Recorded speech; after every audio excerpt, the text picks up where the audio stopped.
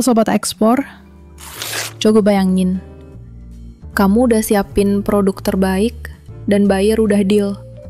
Tapi ternyata barangmu sampai dalam kondisi rusak.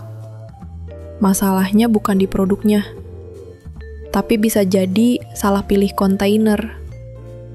Yes, banyak yang belum sadar kalau kontainer itu bukan cuma kotak besi buat muat barang, tapi punya fungsi masing-masing tergantung jenis barang yang dikirim. Ada yang butuh pendingin, ada yang perlu dibongkar dari atas, bahkan ada yang harus bisa diakses dari dua sisi. Di video ini, kita bakal bahas jenis-jenis kontainer yang paling sering digunakan eksportir, lengkap dengan fungsi dan keunggulannya. Yuk simak sampai akhir.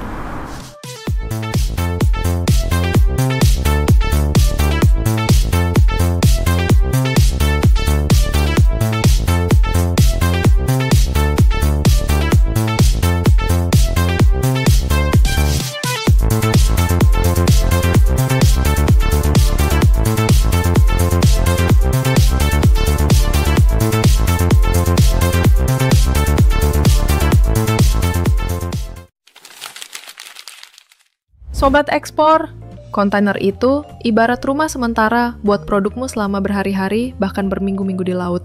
Kalau rumahnya nggak cocok, ya jangan heran kalau isi di dalamnya jadi berantakan atau rusak di jalan. Makanya penting banget buat tahu jenis-jenis kontainer yang sering dipakai eksportir dan kenapa tiap jenis itu punya fungsi masing-masing.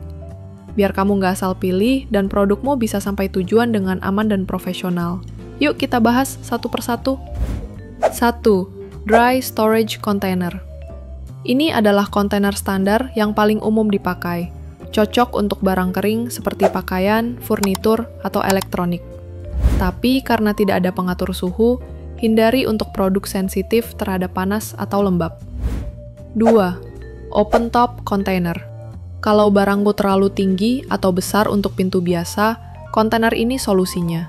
Bisa dibuka dari atas, cocok untuk muatan seperti kayu gelondongan, mesin berat, atau plat baja yang perlu diangkat dengan crane. 3. Open side container. Kalau loading dari depan bikin repot, kontainer ini solusinya. Punya bukaan lebar di sisi samping, cocok untuk barang panjang seperti rak besar, panel, atau material bangunan. 4. Tunnel container. Kontainer ini memiliki dua pintu di kedua ujungnya, sehingga mempercepat proses bongkar muat. Cocok untuk pengiriman yang butuh akses cepat dan efisien dari dua sisi. 5. Refrigerated container. Ini adalah kontainer yang dilengkapi mesin pendingin untuk mengatur suhu di dalamnya. Cocok untuk barang-barang seperti makanan segar, produk beku, atau bahan farmasi yang butuh suhu terkontrol selama pengiriman. Nah Sobat Ekspor, itu dia jenis-jenis kontainer yang sering dipakai dalam pengiriman ekspor. Mulai dari yang standar, sampai yang punya akses khusus seperti bukaan atas atau samping. Semua punya fungsi masing-masing dan nggak bisa dipilih sembarangan. Ingat, kontainer bukan cuma alat angkut, tapi bagian penting dari strategi ekspor yang profesional.